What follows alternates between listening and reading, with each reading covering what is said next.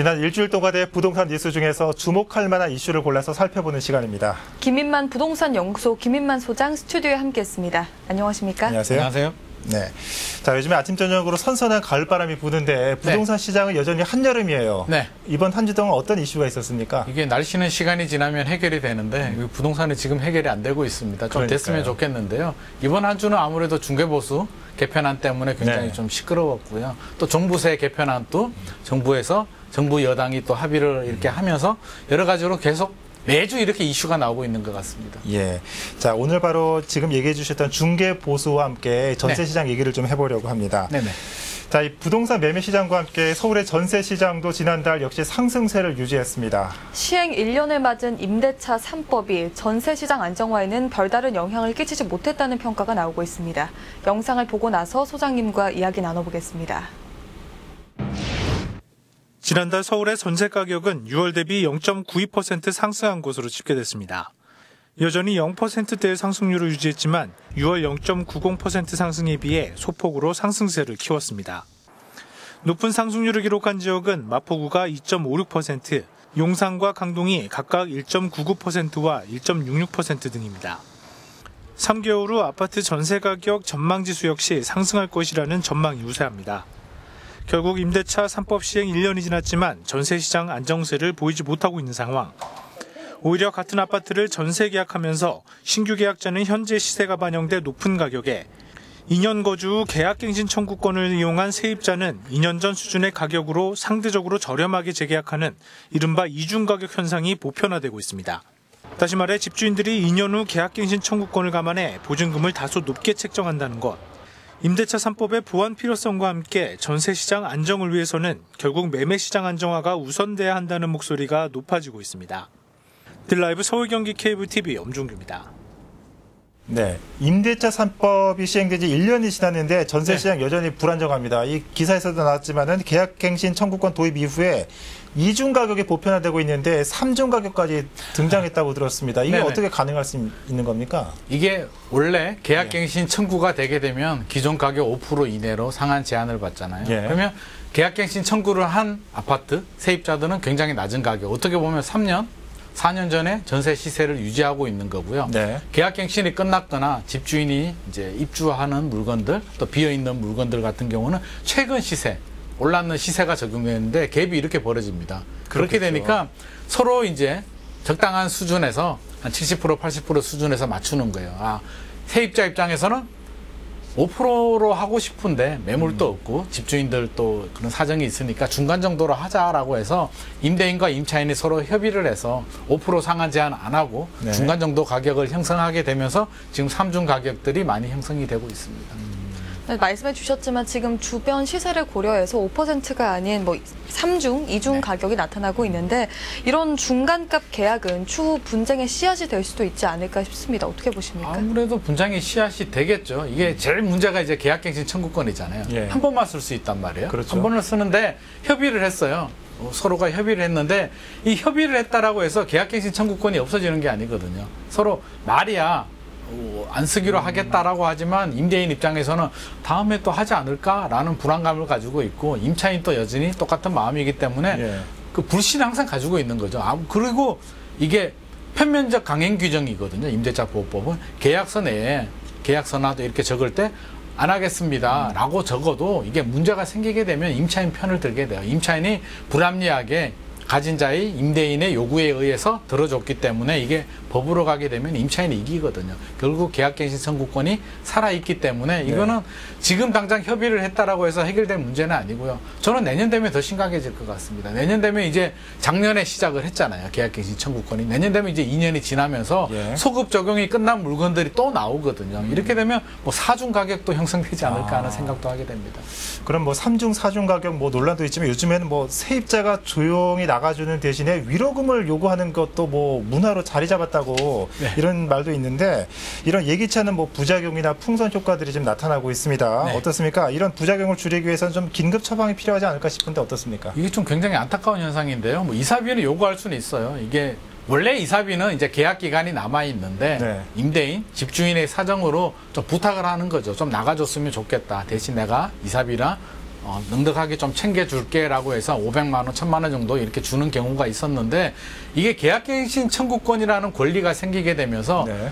예를 들어서 지금 나가기로 했습니다. 나는 2년 살고 나가려고 했는데 2년 더 살 수 있는, 저렴하게 더 살 수 있는 권리가 생기다 보니까 집주인한테 카드를 하나 꺼내드는 거죠. 내가 나가줄 수도 있는데 그냥 나가기는 싫고 나 권리가 있으니까 돈을 좀 주라. 이사비를 주면 내가 나가고 안 주면 나 2년 더 살아버리겠다라고 하면 2중 가격, 3중 가격 얘기했잖아요. 지금 가격 차이가 같은 단지 안에서도 굉장히 많이 나거든요. 뭐 5억짜리 계약갱신 청구가 되면 5억.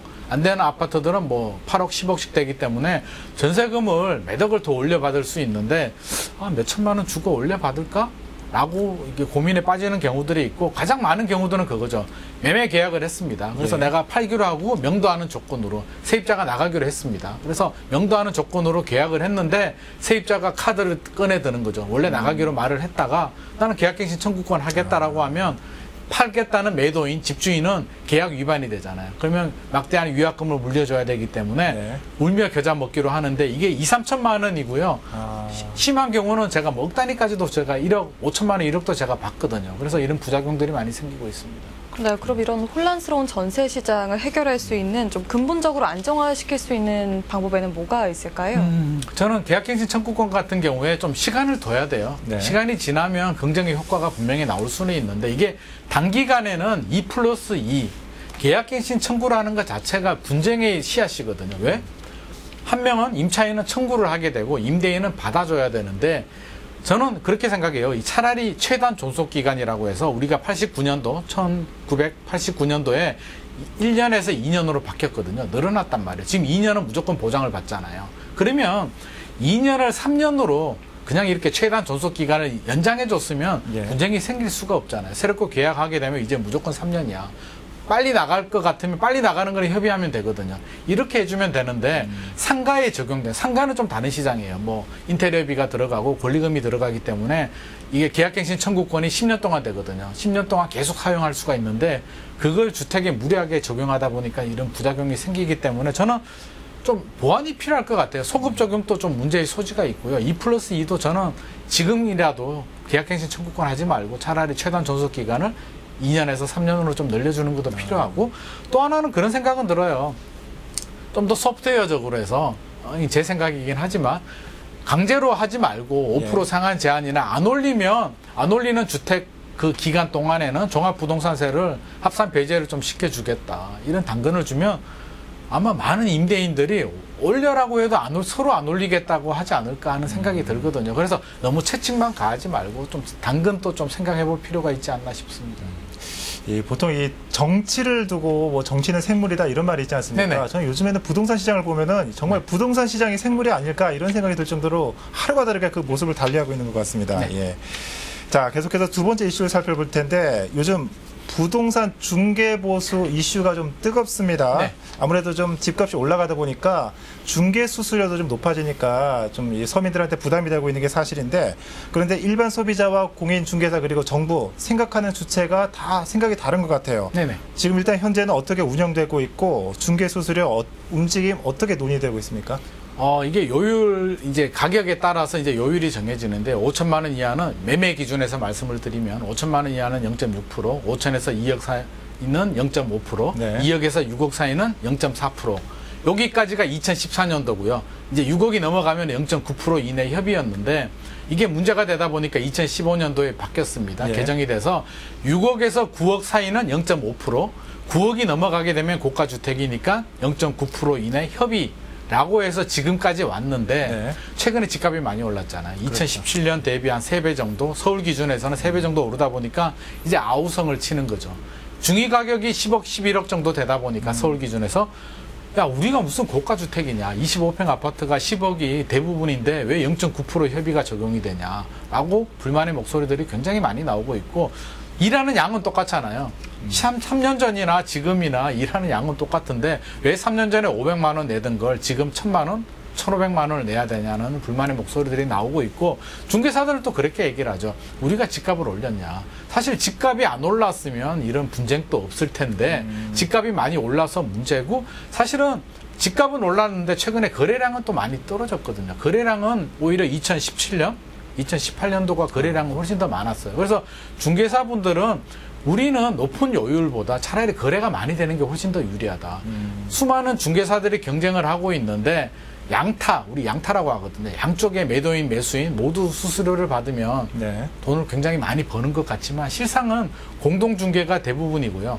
세 군데, 네 군데 꼈는데도 굉장히 많아요. 그리고 0.9% 못 받는다. 0.4%, 0.5% 협의니까 0.9% 받는 경우도 없어서 실상은 아는 것보다 절반이나 4분의 1 가격밖에 못 받기 때문에 우리는 굉장히 억울하다. 또 집을 보여주잖아요.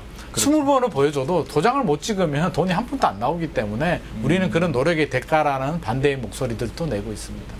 네, 또 며칠 전에는 부동산 중개 보수료 개편 토론회도 있었는데요. 네. 여기서는 어떤 이야기들이 논의됐습니까? 이게 안이 세 가지가 나왔어요. 저는 이게 참 이게 반대하는데 그러니까요. 충분히 논의를 하고 하나를 그냥 발표를 해주면 좋겠는데 1안, 2안, 3안을 이제 던져줬습니다. 1안 같은 경우는 이제 우리 국민들이 좀 유리한 안이에요. 왜냐하면 개편안을 보면 12억까지, 예. 12억 이하는 0.4%로 해주고요. 12억 넘어가게 되면 이제 0.7% 협의로 하겠다라고 하니까 우리 국민들 입장에서는 12억까지는 0.4%니까 지금은 6억에서 9억 사이는 0.5%, 뭐 9억 넘어가게 되면 0.9% 협의니까 훨씬 더 유리한 거잖아요. 그래서 국민들은 1안을 좋다라고 하고 있고. 아니, 실질적으로 좀 거래가 많이 되는 아파트 가격대는 어느 정도입니까? 서울에서는 요즘 같은 경우는 다 9억이 넘죠. 대부분 9억이 넘기 때문에 0.9% 협의가 많이 걸리기 때문에 부담스럽다는 입장이고요. 지방에 계시는 분들은 반대 목소리를 내고 있어요. 야, 우리는 9억 넘는 집이 많지 않은데 이 개편안이 무슨 소용이 있냐. 그 밑에 구간들 또 조정해줘야 되는 거 아니냐. 이런 목소리들을 내고 있고 3안 같은 경우는 중개사한테 조금 더 유리해요. 예. 6억 이하는 0.4%, 6억에서 12억 사이는 0.5%, 나머지 구간은 0.7% 협의인데 그래서 2안이 가장 유력합니다. 2안은 요거를 절충안을 해가지고요. 6억까지는 똑같아요. 예. 2억에서 6억 사이는 0.4%인데 9억에서 12억 사이는 뭐 0.5%. 네. 9억에서 12억 사이는 그렇죠. 9억에서 12억 사이는 0.5%. 12억에서 15억 사이는 0.6%. 15억이 넘어가야 0.7% 이내 협의로 이때는 하겠다. 협의입니까? 네. 15억 이상은 협의. 예. 네. 7억 협의니까 0.7% 협의니까 0.9%보다는 좀 완화된 거 아니냐. 그래서 네. 정부는 반값 정도다. 0.9% 내던 걸 0.5%, 0.6%, 0.7%니까 훨씬 더 유리하다. 이렇게 목소리를 내고 있는데 또 일각에서는 아니다. 0.9% 협의니까 만약에 지금 13억 아파트예요. 그러면 12억에서 15억 구간 사이 걸리잖아요. 네. 지금 0.4%, 0.5% 협의해서 낼 수 있는데 0.6% 못 박아버리게 되면 오히려 더 많이 내는 거 아니냐 이런 말들도 하고 있습니다. 자, 정부는 아무래도 좀 앞서 말하신 대로 이 절충안에 좀 무게를 두고 있는 모양새인데 네. 뭐 양쪽 모두 뭐 국민이나 아니면 뭐 중개업자들 사이에서도 양쪽 모두 볼멘 소리를 하고 있는 게 좀 사실이거든요. 네네. 평론가님은 이에 대해서 어떤 개선안이 바람직하다라고 보십니까?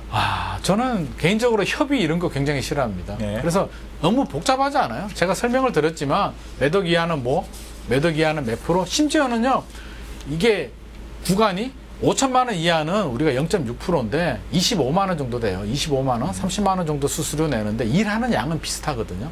굉장히 좀 부족해요. 근데 내는 입장에서는 25만 원도 굉장히 좀 아까워하고 힘들어하시는 분들도 계세요. 그래서 요율 자체가 저는 너무 복잡하다. 물론 비싼 집 능력 되는 분들은 더 많이 내라는 입장이지만 저는 좀 단일 요율로 하면 좀 좋지 않을까. 0.5나 0.4, 0.6은 좀 부담스럽다면 0.5 정도로 단일 요율로 하는 게 좀 좋을 것 같고요.